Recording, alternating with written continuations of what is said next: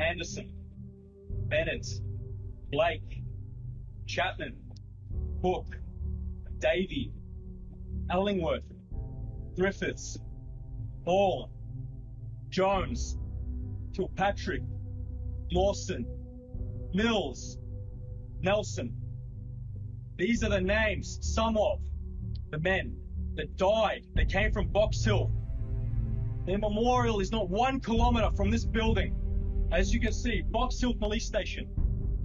Yesterday, the pink pigs inside this building, serving their yellow masters from this suburb, raised the Chinese Communist flag above our own, on our soil, on our land.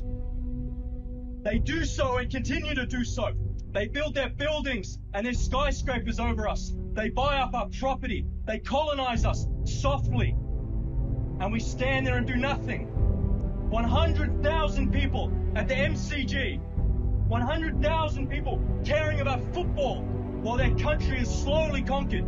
And there's no resistance. Nothing. And we're sick of it.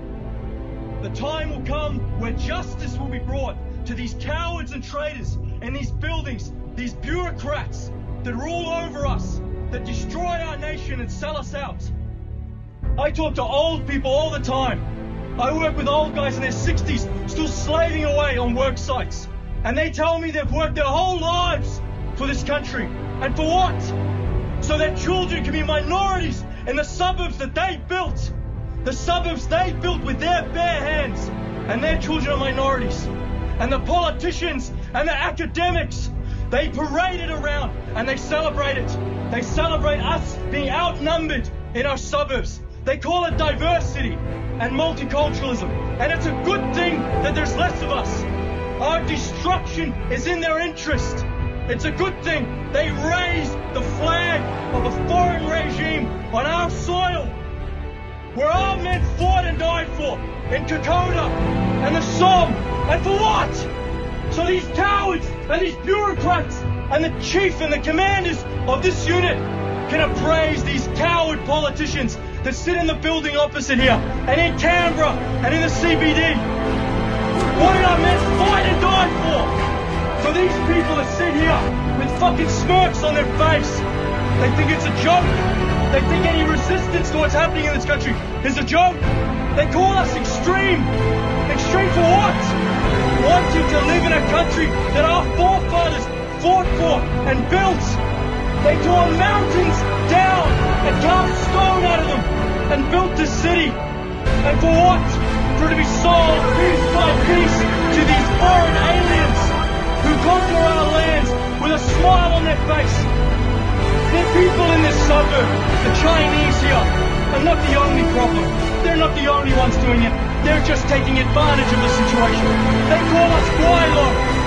That means white man, but it's a slur. It means stupid white man. And we must be absolutely stupid to be giving our country away to these people, to be forming ourselves as a minority in the lands that our ancestors built. How much longer must this go on for? How much longer will it take before our people wake up and realize?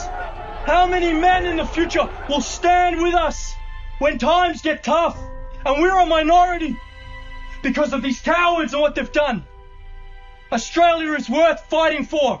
Our ancestors believed that. The men not 1 kilometer from here, whose names are the same names as the men that I served with in the army.